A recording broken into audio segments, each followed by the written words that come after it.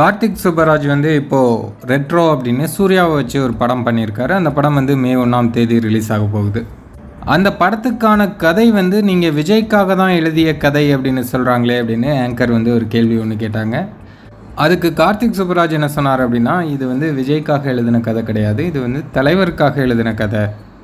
முதல்ல வந்து இந்த கதையை நான் தலைவருக்காக தான் எழுதினேன், அதுக்கப்புறமா சில மாற்றங்கள் பண்ணி தான் இப்போ சூர்யா வந்து அந்த படத்தில் நடிச்சிருக்காரு அப்படின்னு கார்த்திக் சுப்பராஜ் பேசியிருந்தார். நிறைய பேர் சொல்றாங்க இது வந்து நீங்க விஜய் சாருக்கு சொன்ன கதை, அந்த கதை தான் இந்த கதை அப்படிலாம் சொல்றாங்க. Is it true? இல்ல இது நான் முன்னாடியே எழுதியிருந்தேன். ஆக்சுவலி வந்து இது தலைவருக்குன்னு எழுதின ஒரு ஸ்கிரிப்ட் இது. அது மட்டும் இல்லாமல் கார்த்திக் சுப்பராஜ் வந்து இன்னொரு விஷயமும் சொல்கிறாரு.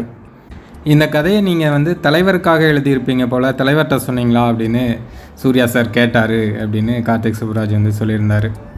கார்த்திக் சுப்பராஜ் வந்து தலைவரோட தீவிரமான ரசிகர் அப்படிங்கிறது எல்லோருக்கும் தெரியும். அவர் வந்து தலைவருக்காக ஒரு கதை எழுதியிருந்தாருன்னா எவ்வளோ மாஸாக எவ்வளோ சூப்பராக எழுதியிருப்பார்.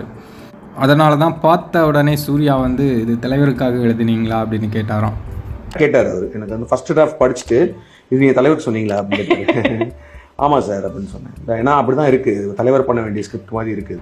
கார்த்திக் சுப்பராஜ் வந்து மீண்டும், அதாவது ஜெயிலர் 2 படத்துக்கு பிறகு தலைவருடன் இணைகிறார் அப்படின்னு ஒரு டாக் போயிட்டுருக்கு. அது வந்து கிட்டத்தட்ட கன்ஃபார்ம் மாதிரி தான் சொல்கிறாங்க. சரி, வெயிட் பண்ணி பார்ப்போம். கார்த்திக் சுப்பராஜ் தலைவரை இயக்குனார்னா மீண்டும் ஒரு ஃபேன் பாய் சம்பவத்தை நம்ம எல்லாருமே பார்க்கலாம்.